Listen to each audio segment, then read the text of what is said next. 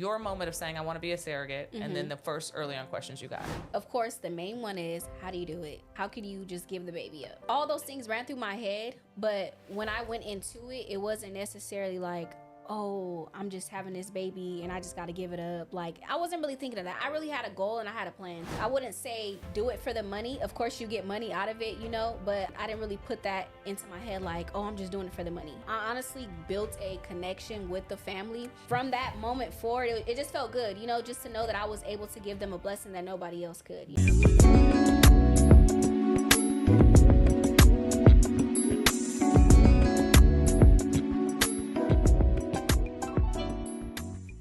What's up, y'all? This is Tanisha Smith with your T Smith Experience with the Too Skilled to Fail episode series background. I have Kariana here right now today with me. We are going to be talking about something we have a mutual background about. We both were surrogates. This is one of the stories that I wanted to do a long time ago. I envisioned me doing it by myself, but to find somebody else who was a surrogate and be able to do this story about surrogacy today is what I really wanted to be able to do with somebody. So I'm so glad that you are here today. Thank you. I'm so glad to be here. Thank you for having me. Absolutely.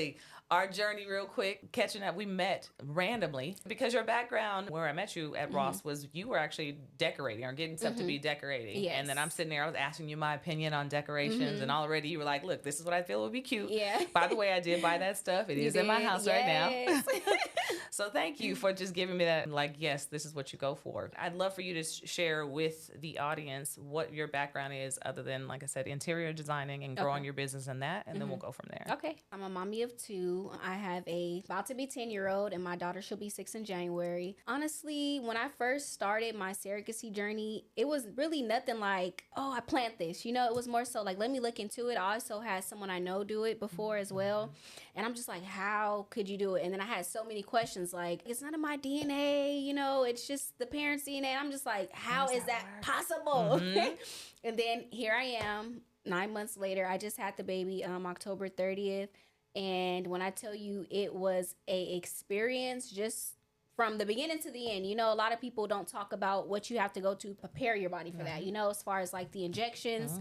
I had to do buttocks injections for 5 months just to prepare myself, you know, to do the implantation. So the beginning, it was a lot. Also, too, mentally now, I wouldn't say I'm, you know, going through the whole postpartum thing, but I would say that it definitely is hard just growing a baby in you for 9 months and then just accepting the fact that that's not your kid and you'll never see that kid again, you know, like, so, but thank God I did have a set of parents who are very involved with me and they keep me posted as far as pictures, everything. And I love that because it kind of helps me, heals me in a way. Like, I know that he's okay. I know that he's doing good, you know? So it definitely has been a journey. And I just want to say that I'm thankful because it taught me a lot, like just in the midst of it, you know, staying strong. And everybody tells me, you're so strong. How could you do it? Like, how could you just give the baby up? You don't feel attached. And I'm just like, I mean, there's so many questions. There's so many things I could say. But overall, I'm just thankful that he's healthy. Like, that was my main thing. I'm alive. I'm healthy. He's alive. He's healthy. So. Right. And that's all we can ask for. The process to being a surrogate, my process was I knew the family from work. I didn't know anything about surrogacy. I was in a position where I was able to learn that the mother was having hardships and troubles having a baby. And I just offered it up. And my first mind was like, how am I going to be a surrogate? I don't know how this works. I don't know the science behind it. How is this going to work? Do I need to use, is it going to be my baby? You know, how does it work? They sat down with me and they explained the whole situation. This is how it's going to be. This will be our baby. You'll be basically the incubator. You know, you were the oven. From that point, the injections you were talking about and all the process and prepping your body, all at the same time where people were just asking so many questions of me that I couldn't answer at the beginning. Right. I was a surrogate twice. The first time I was like, we'll figure it out. We'll figure it out. You know, we'll see. We'll see. I'm not sure. The second one, I was more so like, this is the process. This is going to happen. Both situations, though, were very, very different. Just like with your kids. You have your kids. I'm sure there's some differences, and I've had 5 of my own. Now here I am, first surrogate baby. The 6th child is a surrogate baby. I ended up with an emergency C-section and stuff. I'm jumping ahead, but these are the types of things that you can't plan for. I think mentally, and I really want to get us talking about like what type of person, what does it take to be a surrogate and actually get to that point. And for me, my story was I never planned on being a surrogate until the day that it came presented to me to be a surrogate. And with that, I was like, what do I have to do? Well, my tubes are tied. How does that work? right? And I was like, I don't know if I can be. Why did I say that out loud? Father comes in. He has paperwork for the mom. She's in the hospital with just a loss that she had. Blood transfusion, all this stuff like that. He comes in. I'm in HR, and he's like, I'm here to just to, get these papers filled out. And I was like, you know what? If you guys need a surrogate, it might not be the time, but if you need a surrogate, I can be your surrogate. I can do that. He was like, he sat down in my chair in my office, and he was like, what? He's like, oh my gosh, wait, wow, thank you. 3 months later, the mom reaches out to me, and we all worked together. Mom and dad both work at the same company. I work together. Mom reaches out to me in email and says, were you interested still? Would you and your husband, I was married at the time, would you and your husband like to sit down and talk about this? And I was like, yeah. I said, but I'm sorry, I might have jumped the gun. My tubes are tied. And she's like, that's okay. It doesn't go through your tubes. It's perfectly goes right to your uterus. Right to your uterus. And this is all stuff we don't know about. You're like, okay. But people were so worried. What about your own kids? Yeah. You're trying to give this family a chance and have an opportunity to have a baby. How do you explain that? How do you explain it to your kids? Something happens to you trying to have a baby for someone else. Right. So I want to talk to you about those first questions, and we'll go into other sections of it. But those first, like your moment of saying, I want to be a surrogate, and then the first early on questions you got. Of course, the main one is, how do you do it? How could you just give the baby up? Honestly, all those things ran through my head, but when I went into it, it wasn't necessarily like, oh, I'm just having this baby and I just got to give it up. Like, I wasn't really thinking of that. I really had a goal and I had a plan. I wouldn't say do it for the money. Of course, you get money out of it, but I didn't really put that into my head like, oh, I'm just doing it for the money. I honestly built a connection with the family. And from that moment forward, it just felt good, just to know that I was able to give them a blessing that nobody else could, So before I had even got matched with the parents, I had got matched to a couple, well, a married couple, and the husband was an executive for Google. So very wealthy people, but under one condition, they wanted me to live with them. So you have certain parents and they have certain, like regulations that they want for you because you're carrying the child.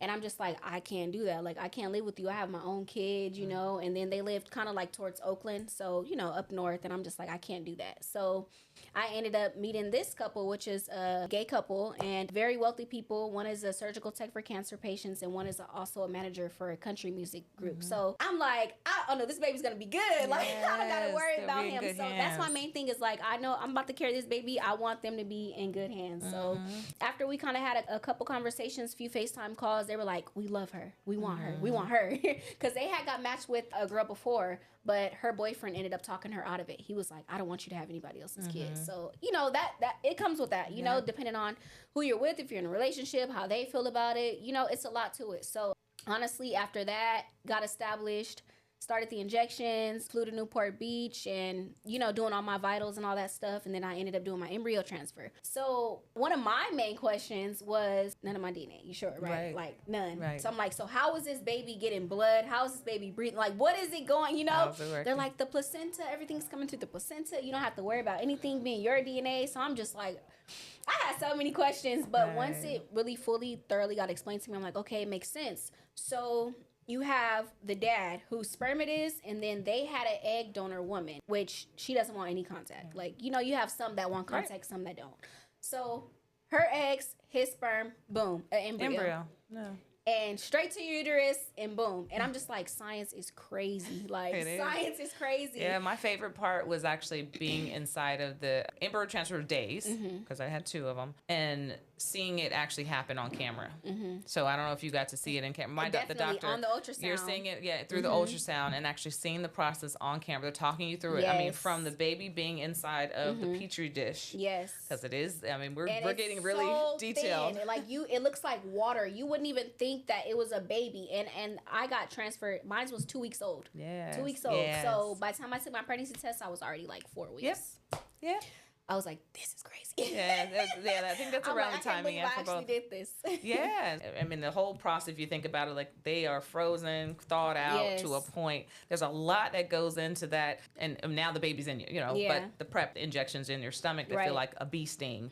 And then the 12 weeks of, progesterone and the progesterone and estrogen shots. Oh, my goodness. And nobody ever explains to you, like, even though that's preparing your body, they never explain to you the hormonal changes you go through. Yeah. Like, as far as when I tell you, I felt so mean. I felt mean. Oh, gosh, I was mean. And, like, my kids, I'm like, okay, you know what? I had to tell myself, like, calm down. It's not their fault. They don't know what you're going through. They don't, you know. So be nicer, be nicer. But girl, when I tell you I have no friends for 9 months, for 9 months I didn't have no friends because I was a butthole. Instead of being mean, my reaction, because I was like, I don't like people right now, was just not to want to be around. So I remember a lot of times at the very beginning where I would just go away and I'd be in my room, or I get off, I go from work because I had to put on my face at work. Exactly. Sadly though, you put a face on at work, but I could not put that same face on at home too. At some place I had to have just a breakdown. So I would just go and I'd be in my room. And that was the first, I want to say first and half of the second trimester of both pregnancies.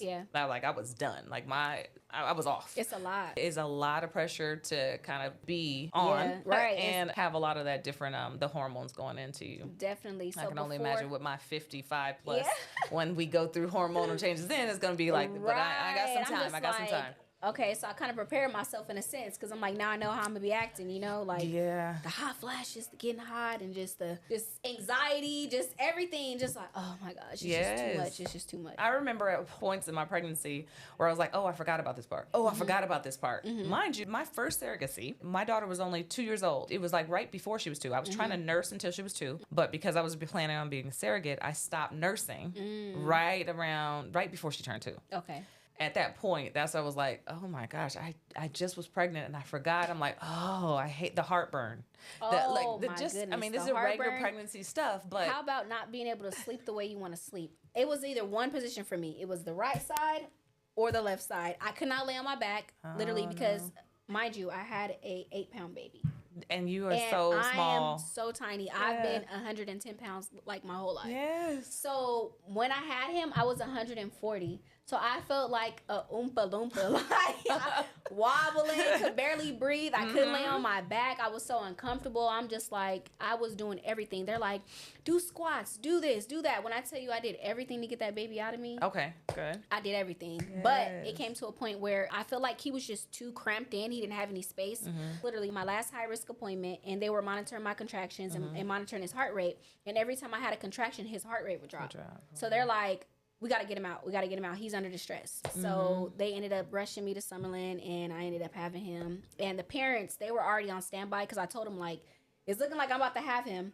Okay. So they were on standby. Their next flight wasn't until, I want to say 5, so they didn't get to Vegas like around 7:38. Okay. So they made it. They just weren't there to see him, you know, come out and stuff. Okay. I also had my sister there with me. She cut the umbilical cord for me. Was it emergency C-section? Yeah, then? Yeah. So I went to Summerlin. As soon as I got there, probably about 45 minutes later, they had me in the back and cut me open, and it was just like, and the first thing I said was, what does he look like? Yes. I'm like, what does he look like? Yeah, what does he look like? Is he brown? Is he brown? Girl, when he first came out, I'm not gonna lie, he was a little dark. My heart dropped. I said, "Oh Lord, what's oh, he got some of my DNA." But then they went and they cleaned him up, and then they brought him back to me, and he was just so cute, so chubby, so perfect. Oh my goodness! Like, yeah, 8 pounds is a full. That's fully rounded, baby. My first baby was 8 pounds 2 ounces. So I didn't have that. My son was 6 pounds. My daughter was 4 pounds, barely hitting 5. So. I was see an 8-pound baby, it's a big difference. I was like, what? I didn't even know my body could do this. I'm like, hey. Yeah, I'm so proud of you. Thank you. That's all I was doing. I was like rooting you along. So as you were posting, and originally I thought it was you were having another baby. Congratulations. And I read it. I was like, oh, surrogate hashtag or something like that. Surrogate baby. That is amazing. So I was like, we definitely have to connect. A lot of people that I met early at the beginning when I was a surrogate were like, I've never met a surrogate before. That's what I hear all the time. I've never met somebody who was a surrogate before. Again, those questions, how can you do this? I want to dig into some of the questions because these are the things I want to actually write the book about. The couple that I had a baby for, the mother was white and the dad was Filipino. And then there's me. Okay. So people had all these questions again about DNA. Right. And then they had questions about cultures and backgrounds and things like that. I also had someone at the point, so first baby, surrogate baby, I was still married. I was starting to go through a divorce. Okay. Second one, I was divorced. Okay. And so people would be like, well, how are you dating and you're being a surrogate? When I was married, what does your husband think about it? So I'll go with it. So one of the questions during the lawyer, the documents that we have to fill out for the lawyer, right? And also paternity, making sure we say this is going to be your baby once we have this baby. Exactly. One of the questions was, if you were in an accident, for instance, I don't know how it was phrased, but if you were in an accident and you were not going to live and you're on life support, what is the decision? Well, it came down to it being like, if she was only alive through life support, to keep the baby alive? Would you keep her alive? And he had to say yes to that, as well as me, as well as the mothers, saying, yes, I want to keep the baby, the parent, mother and father. It was so many of us having to decide whether I stayed on life support, and that to me was like, hold on, let me take a minute, right? Because it can get like that. You never know what can happen. I don't know when about this kind of question became a question to ask. Maybe it was from the very beginning, but I was like, gosh, I wonder if this honestly happened, because you imagine something were to happen. And my husband at the time, he was like, let me think about it. It took him 4 days to think about it. And he was like, I can't imagine myself having to bring the kids to come see you, knowing that for 2 months, 3 months, if you have depending to on how wait long there, you're there, to see you, knowing and he's like, I don't know if I can do it. And then he ended up, I said, but guess what? At the end of it, there is life. Right. And that's what I told him. At the end of all this, if it does, God forbid, right, there is life. I said, and I would want that. Right. So if you can give me something I would want. And he was like, okay, I can do it. But he held off signing those papers. What did you think about that? Like, were you more so like, save me or save the baby? Save the baby. Save the baby. Save the baby. So for me, it came down to it. If the life support came down to it, I was only on life support. Right. And if I wasn't pregnant, it would be like, no, let's not keep her on life support. Let's go, right. Let's end this. So that, I would say that's a hard question, because for me, I was single throughout the whole process. So I didn't really get asked that question. Neither did I get asked like, well, hey, if your life was on the line, what would you, decide to do? Okay. So I just know that I did go through a lot of paperwork, a lot of, things. And when I did have him, one of my main things was, can I just hold him? Yes. When he comes out, can I hold him? I'm going to be totally honest. This is one of the things that frustrated me. This is not your child, right? Oh, I never heard. See, everyone was so sensitive about it. And maybe it was the hospital was used to it. I didn't get that. Okay. So it ticked me off a little bit, because I'm just like, I just carried this baby for 9 months, right. and you're telling me minute. that I cannot hold him? Hold on. Pause. So I had and this was actually the supervisor of the hospital that I had him at. So mind you, I have nobody to advocate for me, because the parents aren't here yet. Neither is a surrogacy coordinator. So it's just me, and I'm just going based off, word of mouth. And they're like, well, nothing in this contract states that you're able to, hold this baby, or is anything in the contract that says I cannot? Thank you. So I'm just sitting there, I'm just waiting, okay, whatever, boom, take him. So I knew originally, like, yeah, I'm not gonna physically breastfeed the child. I am gonna pump and send him milk overnight. But that's another thing. She was like, oh, you can't breastfeed him. I said, I know I can't breastfeed him. It's just more so, can I just hold this baby? So once they explained it to me, they were like, well, considering this is not your child, we don't want you to do skin to skin and then he's attached to you. So I'm like, okay, that's more understandable. You want him to do skin to skin with his parents first before me. But at the same time, look at me, I have so much. So much in my mind. Right. But at the same time, it's like, this baby knows my heartbeat. He knows my voice. Like, let him get comfortable first, and then he'll still grow that bond with his parents, Like, it's nothing that I'm taking away from them. Because at the end of the day, he's going home with them. Absolutely not. So that was not the case, unfortunately. So I'm sorry you had to go through that, because the case for me was so different. The first one was emergency C-section. So once I woke up, the baby was already gone into the NICU and getting everything done, testing, and then parents had them. Right. So I saw the baby for the first time like 5 hours after I had the baby, and I was just like, I felt like I needed to at least look at him. Right. Make sure he was okay. Just give me that. And the parents were okay with that. It's just the fact that he was in the NICU and I was recovering from the emergency C-section. Okay. They brought that baby right to me and was like, here. Yeah. I'm holding. One of the questions people ask me, like, what do you think about, like, the attachment? Are you going to be worried that you're going to be attached to him? Let me tell you when I knew I wasn't. Okay. That baby went to, I was like, here's your baby. Here you go. Right. That whole and I said, stage. that's the moment. I didn't know, because I kept on telling people, I don't know. I don't know how I'm going to feel after I have this baby, and if I'm going to feel attached, and I'm going to need, wish I had the baby. Right.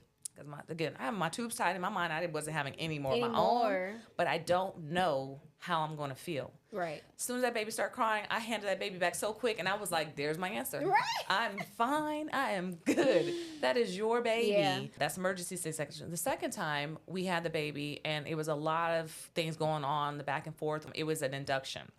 So with being induced, it took a long time. So instead of having me, the parents, and my daughter was there with me, and then my guy I was dating, he was in there with me.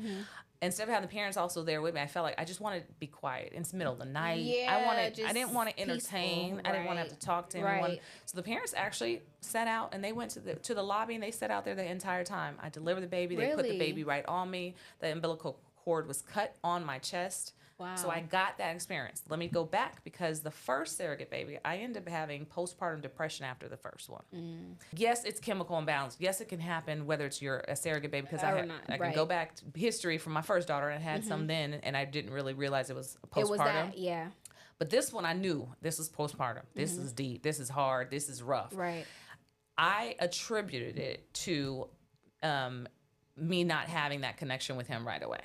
Me not just at least like the anxiety, like some kind of a build of anxiety. So he went from being, from having the emergency C-section to being in a NICU for me not seeing him for hours. And then they bring him to me and then he was gone again and I went home. Yeah. So the second one, I tried to do everything different. I got to hold him. I did all that.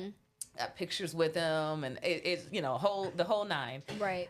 Even afterwards, he ended up having to go back. He had jaundice, so he ended up going back to the hospital. I was there at the hospital. I went back and visited him at the hospital, and then I went home to visit him. I actually settled. I was so settled and content. Yeah.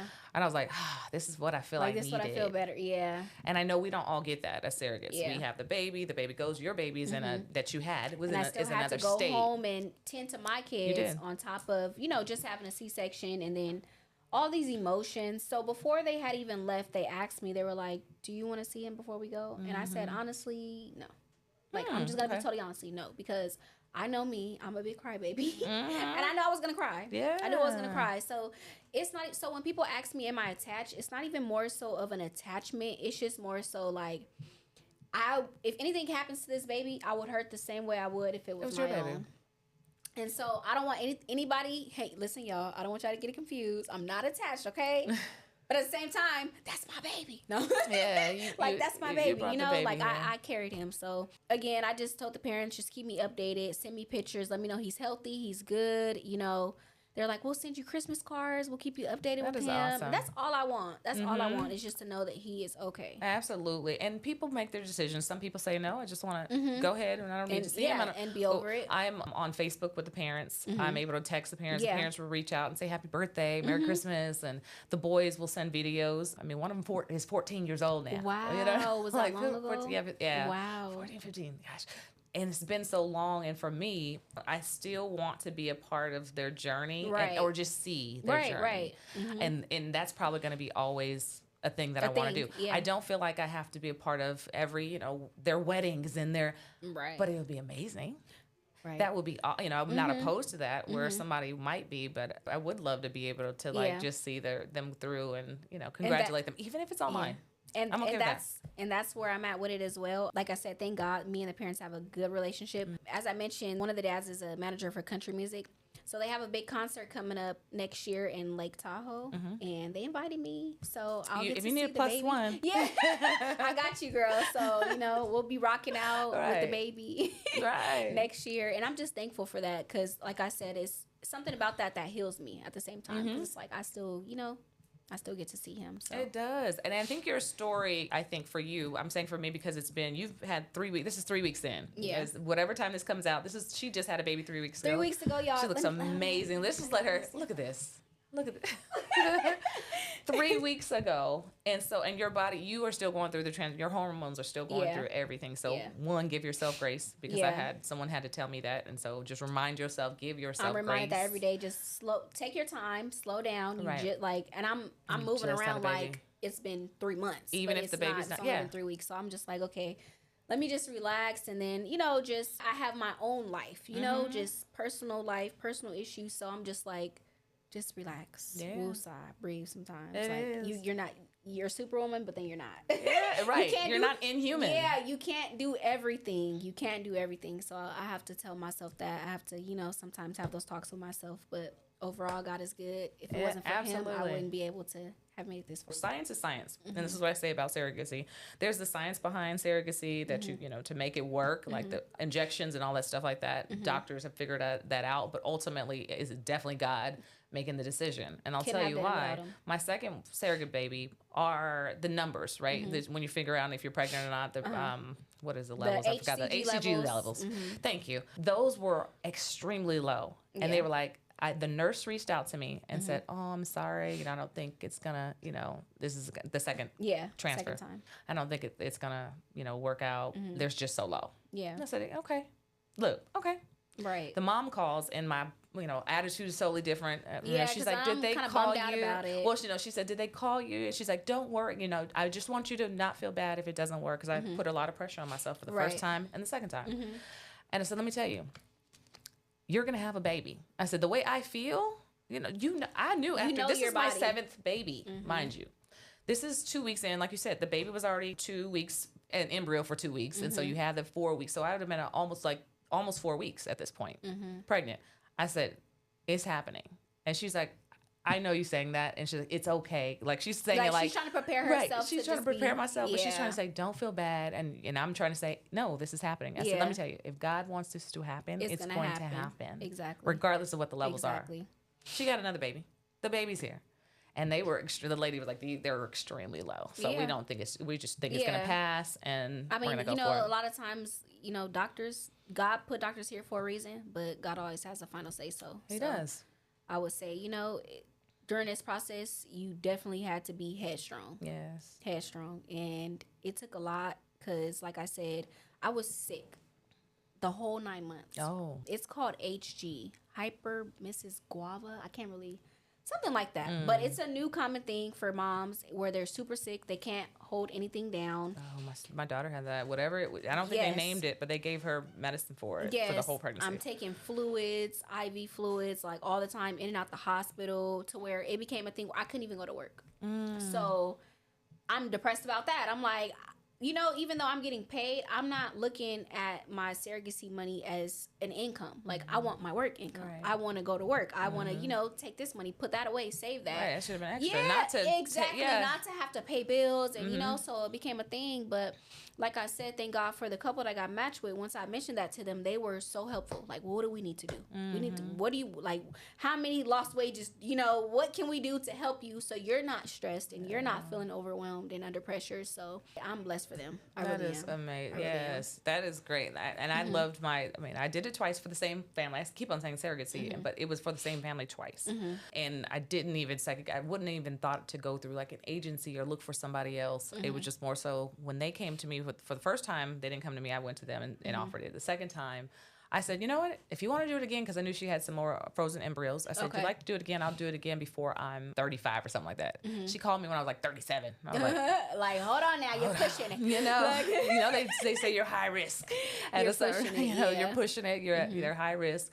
Maybe 37, 38 it was. And then I was like, we'll try it again. And for me, I don't know if a lot of people know about E antigens, the E antibodies, but with my first transfer, I ended up from the transfer, I end up getting E antibodies, which is like something that protects me, but it actually is a negative for the baby. For the baby, okay. I'm not going to get into the science of it. People can look it up. I've looked into it so much, but with the E antibodies from the first pregnancy, the levels were really low. The second one, they were like, "Hey, so during the first transfer, we noticed that you got the E antibodies transferred to you with the surrogacy transfer." And I was like, "What is that? And why did no one tell me that?" Right. like, what is this? We guys weren't going to explain that. What is this? And then the second one, they said the levels, I didn't take my testing for a long time. They said the levels are actually really raised. So I was I was high risk for the pregnancy just to make sure the baby. So the reason why the baby was jaundice, right? The second baby was because of the E antibodies. Okay. What it wants to do is fight off the foreign object in my body. More so than anything else, which is why we do all that prep work with our bodies before. But this is more so on top of that. And it's like not feeding. Sometimes it doesn't get the baby the nutrients it needs. Okay. Again, not a doctor. So if I said any of that wrong, you guys correct me, and that's fine because I'm not a doctor. But I had to learn that stuff quickly about what was happening. And so mentally, I constantly had to sit there and be like, into my head, like, what did I just do? What did I just sign up to? Without making the family feel like I was stressed. Yeah, because that was the hardest thing, too, is like, okay, yes, I'm under pressure, but I don't want them to worry either as well. And then just imagine having your own issues, your own life going on. And it's like, I can't yell, I can't scream, I can't cry, I can't react the way I want to react because I'm carrying someone else's child and I don't want this baby to be stressed. It's not mine, that's selfish. Yeah. So there was a lot of times I just had to like just suck it up and just keep going. When I just wanted to, I just wanted to scream, but. Yeah, I thought about it. I think I put more pressure on myself to be a surrogate mother than being a pregnant, during my pregnancies than I did my own. Again, can't blame no one but me. But me, exactly. When it's my child, that's one thing. Right. When it's someone else's child, I felt like I was babysitting someone else's baby that I had to make sure, like my kids, I probably let them roam around the house. Like if I was babysitting, I'd be like, wait, stay right here. Right, like, not on my watch. Exactly. And I felt like that during the surrogacy pregnancy. I was like, not on my watch. Nothing's going to happen on my watch. My first surrogacy, we transferred 2 embryos. Did you transfer 1 or 2? It was just 1. And we went with the highest percentage. They also had 4 embryos as well. They picked the boy. Okay. So they had a boy embryo. They have 3 more left. So they said they want to try for another one later on down the line. And they're just like, would you do it again? And that's the main question. Because, the first thing they say is, well, other outsiders, not people who really know too much about surrogacy. All they know is, oh, you're getting paid. Let's minus out the money part. Yeah. It's your mental health. It's your body. It's like a sacrifice. Like I'm giving my body to give somebody else life. And if people knew the percentage of how many women die from childbirth a year, a day, then you would kind of rethink, the whole process because it's a lot. Your everything. Your body goes through changes. You go through postpartum, and I wouldn't want to say I'm going through postpartum right now, but I get those days where I just think about it like, dang, did I really just do this? Did I get this baby up? It's like, Yeah. So right now, like I said, praying and keeping God first is what's keeping me level-headed, honestly. Yeah. To not have me think about it. Would you do it again? Again? Like, I'm trying to avoid that question. Would you do it again? Well, you're like, give me a couple of weeks on that. That's like when people say when you get married, when you're having a baby. Right. Give me a minute. And they keep asking me, too, will you have one of your own again? And I'm just like, bruh, after that, like, I don't even want to think about it, baby. I don't know. I honestly don't know. But I don't have a direct answer for that because I need to heal me first. Yep. Like, that's a lot. I can't just say, like, oh, I'm finna jump. That's a lot. Yeah, you need time. I'm going to tell you need time. We all needed time. On top of having a C-section, your body isn't fully healed to, like, a year later. Well, I'm not going to make it damper for you. It felt like 2 years before I felt normal again. I think that with all my pregnancies, though. Even just because, you're numb, everything. You don't feel it. Yeah. You don't feel anything. So it's just like, yeah, I can't just jump right back into that. Because, once you have a C-section, they make you have another one. I did not, actually. You had a VBAC. Yeah, I had a VBAC. I wanted to so bad. That's why I kept saying I was doing everything to get him out. Try. I did. So you can have one, yeah. So I got to have one. My second one, I was like, I just want this to be easy, and I want to make sure I can, because to me, a C-section, after having 5 natural births, the C-section threw me off. Yeah. I was able, after having a baby, put on some stretch pants, something tight, and just get up and go. And C-section, I was hunkered down. A grandma, I couldn't even sit up straight for the longest. It took me like 2, maybe 2, 3 weeks. To me, that's a long time compared to getting up and just walking down the hallway. I literally, for my 5th baby of my child, I was able to have her within 45 minutes or so because it was natural. I was like, shoot, I put on my pants, my clothes, and walked down the hall and gave her bath.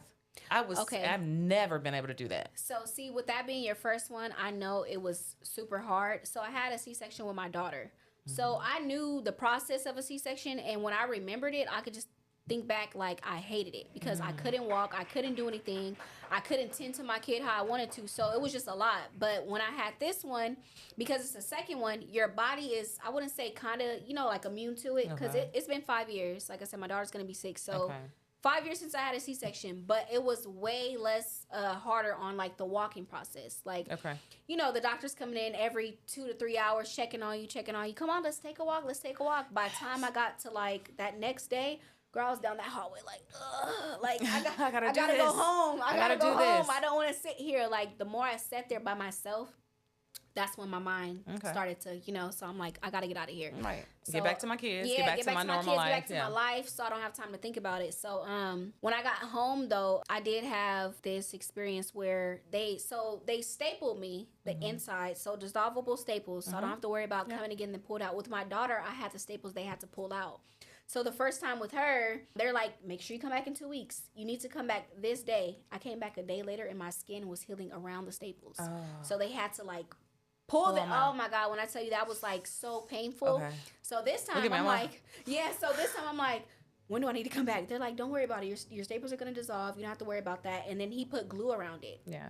So this is where I have the issue. You know the diaper pads they send you, you know, the pads that come way cover up. But I love them because you don't have to worry about having any type of accidents, anything like that. So it started to stick to the glue. And so the same thing. It's pulling now. It was stuck. When I say stuck, like I'm soaking it with water, I'm soaking it with oil, and nothing is working. So they literally had to pull it, and I kind of got split open, my scar. Oh, no. So now I'm healed, but that was like the first week, and it was horrible. So I'm just, it's so much stuff. Yeah, just overall, that was part of and it was part of the sacrifice. It's one of the things part of the sacrifice. I don't know. Yeah, I was telling the first surrogate baby we put into embryos. At 9 weeks, I end up. So this is a secret to the employees that. The HR ladies having a baby by 2 of the engineers. Right. We're not telling anyone. So I just said I'm a surrogate for a family, and that was it, and left it at that. So at work, I go into the restroom, and I end up having proceeded to have a miscarriage. So I'm thinking miscarriage of all of both babies. This is my first surrogacy. I'm like, what's happening? Right. Something's going wrong. Right. Ambulance come, and I go to the hospital. Well, we did lose one, and so we put a girl. I didn't know we put a girl and a boy in. Okay. And so we found out months later that the girl we lost the girl. But that was one of the traumatic things at the very beginning because I didn't have that. I had my babies. And then you feel bad because it's like, I just want to give them a baby. I just want to get. So I mean.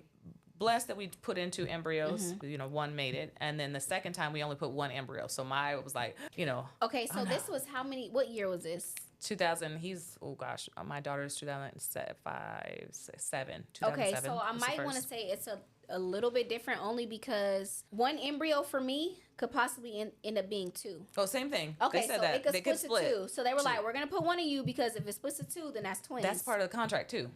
As part of my contract. I was praying, I can't hold 2 babies.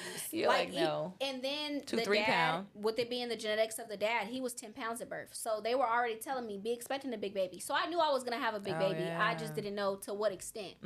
So imagine 2 8-pound babies. Or 10, because it could have got bigger. I didn't even go full term. I had him at 38 weeks. So imagine 2 more weeks. They grow a pound every week. So by the time I got to 40 weeks, he could have been 10 pounds. I think, your body already was like, no. We're done. Like we're we done. can't. I ended up having every single baby after my first child was a baby that I had. She was about 10 days late, something like that. She was late. And then the rest of them all came early. The reason I had to get induced is because the E antibodies that I had. Right. In order to, they were like, you know what, we're not going to keep on pushing it. Because they were checking some kind of levels. And they were like, right here, we're going to induce you even though it's early. So about 30, 37, 38 weeks, something like that. Had the babies, but all the babies were still like 6 pounds and 7 pounds, something nice like that. sizes. I'm like, no. Yeah. Every baby was 2 to 3 weeks early, and they were already 6 and 7 pounds. Yeah, no. Right. Like, I'm done with this. I'm take good. that baby. I think my body was like, no, ready to go. Well, we talked about how, people and family and things like that. Who was your biggest supporter? I would say my stepmom, and I would say my dad for sure. And it's still funny because still to this day he says, where's my grandbaby? Where's my grandbaby? My grandbaby. Wait, where's my grandbaby? Right. You sound like something my dad and would it's say. so funny because he FaceTimed me. He talked to the parents and he was just like, I just want you to know grandparents got rights and I'll be taking y'all to court. They were cracking up. They were just like, well, it takes a village. And they're just like, we're thankful now that we have a second family just all based off of you carrying our kid. My son, oh my gosh, son, I love you. He helped me with everything. Like, Mom, do you want me to help you up the stairs? Do you need water? Do you need, he was so helpful. And my daughter, she just comes up to me, rubs my belly. The baby. She didn't really get it, at first. But now the baby's with the dad. The baby's with the dad. That's all she keeps saying. There's no more baby. I'm like, no, he's gone. Yeah. But when she first held him, I swear it was so funny because it's like she looked at him. He's a Caucasian baby, so just looking at us, and she's trying to figure it out. She looked at him. She's like. And it's kind of like, here, take this baby. Yeah, take someone's baby. I don't feel this. This is no. But I think that's too was for me. That was my feeling. Holding the baby, I studied him. Yeah, right. I mean, science is a science. I got it. I understood it clearly. But I looked at him and I was like, not my baby. Yeah, definitely. Not mine. And he's looking more like his dad. The more they send me pictures, I'm like, okay, we're good.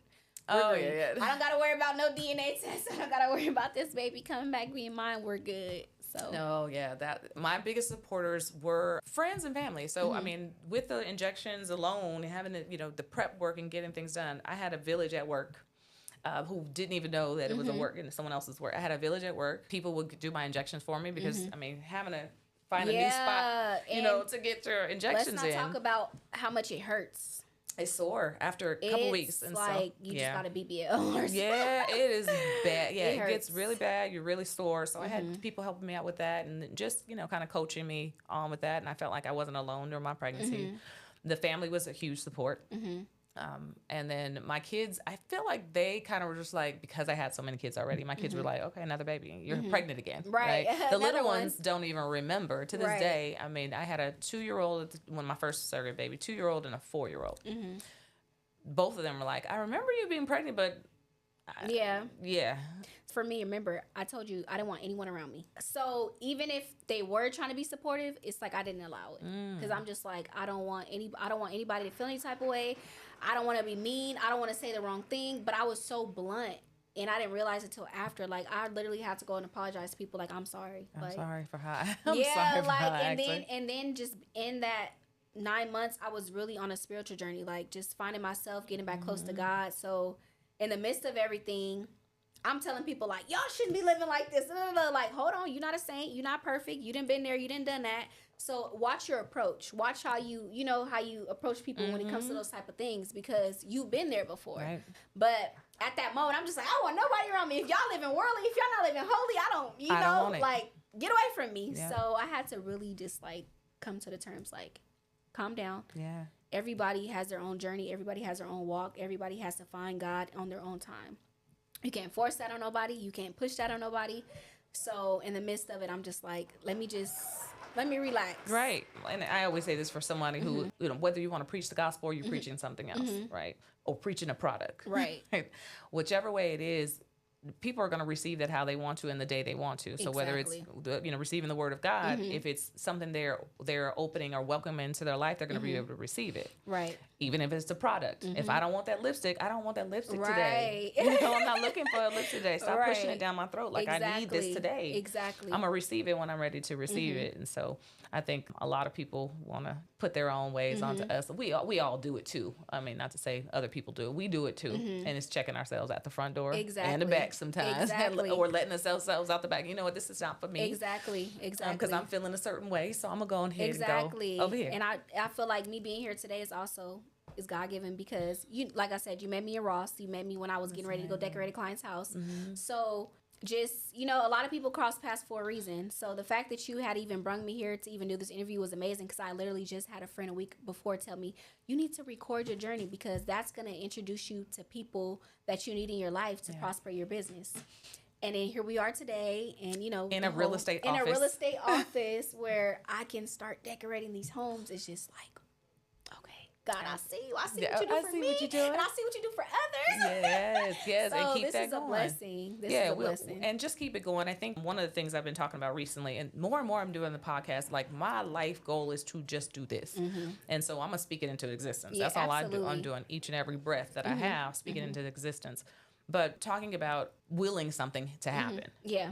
Putting yourself out there, putting yourself in the right place, in the right spaces, right? And I love how you brand your content. You keep it going, and I noticed that's what I have to get better with, is promoting. You have to promote every day, whether it's a little clip, a small, a big clip, just push your brand. Right. It doesn't matter if you get 1 share, 2 shares, no shares, just keep promoting yourself. So that's where I'm at with it. I'm like, I have to realize that not everybody's going to be supportive, but remember, when you make it, all these people are going to pop up. And it's like, you know what? It was only one person that kept me through this. Yeah. So, and your supporters, here's the thing though, what I realized, my supporters are not necessarily the people who are purchasing. So it's always random. It's always everyone else. So, and that's okay. So your supporters are those you feel should be supporting you, are not necessarily your clients and customers and things like that. Let them be there and support. But your reach should be well past your circle. Big audience. Let it come back to your circle if you want to. Oh, by the way, I've been doing that. Oh, my sister, my cousin, been doing it for years. Right. But you haven't bought drapes. Just little stuff. Yeah, I've been selling this product for years, but you haven't bought into it. But you want, you can promote it. Because it's always like that though. People come to my house and, oh my God, I want you to decorate. Okay, when? Yeah. When? And then So I'm just like, you know what? I need God to place people in my life who are serious about what they want and what they want to do. Like, you know, because decorating my house, that brings more audience to me because I'll post the content and then people are like, wow, like my last apartment I had did some content and boosted the post. Like if you guys are familiar with post boost, you can boost the post and it'll reach audiences everywhere based off the hashtags that you put.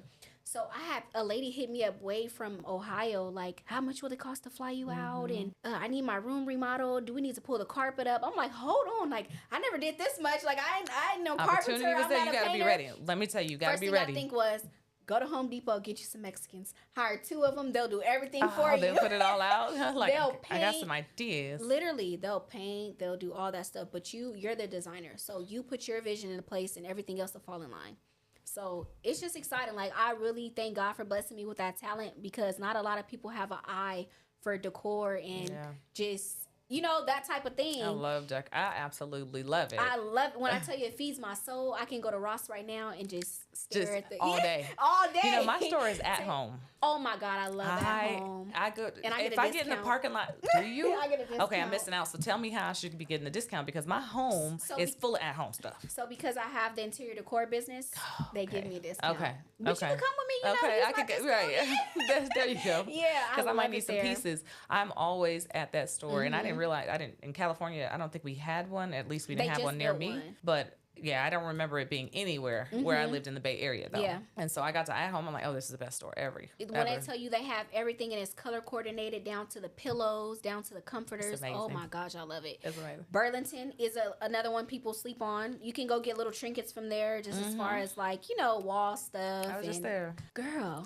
I love it. It feeds my soul. It just makes me happy. So you work full time. You are interior decorator as well on site. Are you interior decorating in your full time role? So I'm trying to. I want that to be my full-time business. Okay. Outside of that, I work for the RTC buses. I do dispatch. Okay. So something going crazy on the bus, we're dispatching it to Metro Police and getting police out there. So that's what I do. That's my job. But outside of that, I really do want to do my decor business full-time. So I just need to be put in the right position, in the right room. And each and every day.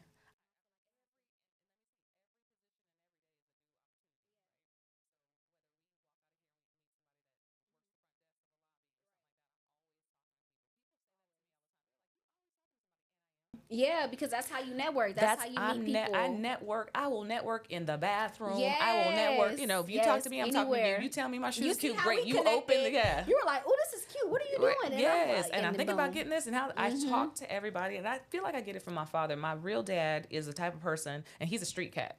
So this dude is a dude. If you go with him to San Francisco, you know, Hunters Point, you go to Vallejo, you go to Fairfield, you go for his stomping grounds. People are like, what's up, Harold? They know him. Across the way, they're in a next car, and what's up here? They know him because he is just very sociable. He's in the streets too. He works on cars on the side. Again, he is a street cat. And so for me, I just took that and took it to my professional level. I'm like, I'm gonna take that. It's not gonna be necessarily street life. Yeah. But I am gonna use it on the professional level, and I have networked so much with so many different people. Yeah. And when I walk in a room, I will talk. I went to a concert the other day. I don't know if you saw on my Instagram. Where'd you go? Because girl, at this point, I cannot keep up. Okay. You have been here, there, concert. I'm like, okay, you know what? I want to be like her when I grow up. I went to the Usher concert. Okay. I went to the Usher concert. He's out here again? Immediately. Yeah, he's doing a residency again. I immediately walked in. I'm talking to everyone, from the people who check you in and check your bags, make sure it's security, make sure you don't have nothing in your bag. Hey, how's it going? Oh my gosh. You guys, look, are you going to be able to watch the show? Yeah. Talking to them. Talking to the next person, you know, just to make sure they remember me, just in case, you know, there's another VIP section that I don't know I should be in. Right. Get my bracelet. I go in, we're on the floor, and I'm talking to the security who's down there. Hey, you know, where's the best place to stand right now? We're in this little, we're in the, like a little cubicle? We're in it was like on the floor. Okay. So we're actually in the VIP section on the floor. I'm like, where's the best place? Should we stand there serious? Okay, good. Thank you so much. Hopefully you can watch the show and you get a show. And he's happy. He pointed at me right before the show started. Come here. He said, I want you to go over there where this guy is. He said, because I want to get you on stage. I said, huh? How you gonna be on stage? He's like, come over. He said, go stand over there where he is. And the guy, sure enough, walked in front of the guy, and the guy was like, what you got? And I just danced a little bit, you know, around. Little guy's like, come on, let's go. And the guy was like, I told you. That's all it takes is just to be yourself. You don't have to. I talked to everybody, and I stood there for that entire show on that stage, and like one of his stage waiting, and he got on the stage where we were on. It was 2 stages, whatever. my goal point of saying that is like my networking skills started right at that front door, like walking up to it, because you never know. It's gonna take you. It's nobody else. You have to be determined. You have to want it. And where I'm at with it, like, go hard, go all in. Like, you know, you got the resources. Do it. Right. Do it now. You're not getting no younger. You're only getting older. You know, your kids are getting older. And I already envision how I want my life for them. Mm-hmm. Like, you know, I want them to do the HBCU. I want the big black colleges. You know, I want the picket fence yard. I want the dog running around. I want the pool. You know, the whole everything. And it's like, you can have that, but you got to do it. Yeah. You got to do it for yourself. Nobody else. They can have that. I will have to say to you, though, being someone who has almost 30, my daughter will be 30 this year. Mm-hmm. I don't know if you look. I'm aging myself. And you look beautiful. She's about to be 30 this year. So you want that. They have to want it, too, though. And absolutely. I've learned that trust me, out of having 5 kids, all of them doing something totally different. I was like, wait, but none of you guys are doing what I thought you was going to do. Yeah. Right? If that's what they want to do, right, they will do it. And they have to want, like, do they want to go to HBCU or do they want to go to like a regular community college or not really like a trade, maybe. A trade school. Mm-hmm. I'm thinking a trade school. So if they want to do a trade school, okay. But that's not what I wanted for you. That's true. A lot of times we do have to let our kids, you know, spread their wings. It is about obviously what they want to do, because what we want may not, you know, be what they want. But if you have to pay for it, they're going to do what you want to do. Thank you, because these colleges are not cheap, you know, and I'm in college as well as myself. I'm in school for criminal justice. Look at you. I was a correction officer prior to everything that I have going on. We didn't even go back to the backstory, and that's the stuff we are rooted on. Look at time-wise. I want to get there. I was a CEO before this. Honestly, I love that too. So one of my friends was like, just do both. Be a correction officer, be interior designer. I'm like, no, because I feel like that's going to take away time. You know, being a correction officer is a whole different ball game. You literally have to commit so much time. Sometimes there's mandatory 16 hours. You can't back out of it. If your commander or sergeant says you have to be there, you have to be there. You can't back out of that. Like I said, right now it's just my business. I'm focused on that. That's what makes me happy. I'll be my own boss. I don't have to clock into nobody. I set my own schedule. Absolutely. And that's the best thing. And having the income that I want, and I'm doing what I love at the same time. Absolutely. So that's what it comes down to, whether it's your plan right now or a retirement plan. I would say, you know, just shoot for it and keep on doing it. I do something towards my goals each and every single day. Okay. Each and every day. I wake up with my goals on my mind, like the stuff I want to do. Did I start my business 7 years ago? Yeah, I'm starting my own business. So what I do is I get off one of my own businesses to work my other business. To work my other business, you know. Right. It's about having multiple streams. And in between there, I call my kids and check on the family and friends and support a friend. Tonight, my friend is going to be doing he's going to be a judge for a drag competition. But I'm like, I got you. I'll be there. I got this and that to do, but I'll be there. And that's really what it's all about. So we're going to wind down. It's so much stuff, and I know people ask so many questions. But I want this to be an opportunity for people to ask questions. Okay. If we said something, you know, and I'm telling you guys, if we said something that you're interested in and you want to learn a little bit more about, whether it's from me, whether it's from my guest, please feel free to ask us. Reach out. We'll tag each other on this post, and this is something we can use or whatever.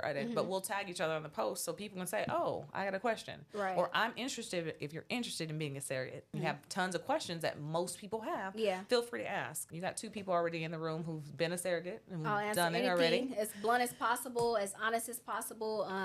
Again, you have to have your head on strong. You have to be a strong person. I wouldn't just suggest anyone to be a surrogate, because the money is good or I'm helping someone. Really think about yourself first and your mental and how you'll feel through the whole process, before, after, during, and just take heed to that. So, but we're here. And give yourself grace. Yes. Definitely grace. Too skilled to fail is our the tagline that we are using for the show and for everything going on. What is your ideal of too skilled to fail for yourself? What does that mean to you? Actually, I was gonna ask you about that when I first walked in, because I seen it and I'm just like, that is so dope. I love that concept. Too skilled to fail, meaning you're laced, like, you know, and no matter what, I'm not gonna fail. Like from the beginning to the end, I'm laced.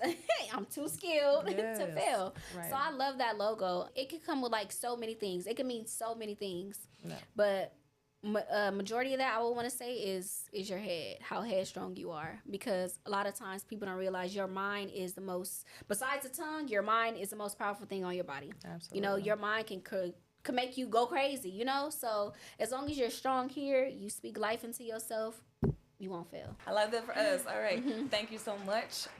We will wrap it up here. They clapping for us. Look, that's our claps. Yeah. We're done with this and we're going to sign out. Last thing I'll do, if you can tell the audience where they can find you with the connection. So right now, I'm really not a social media person. Just Instagram.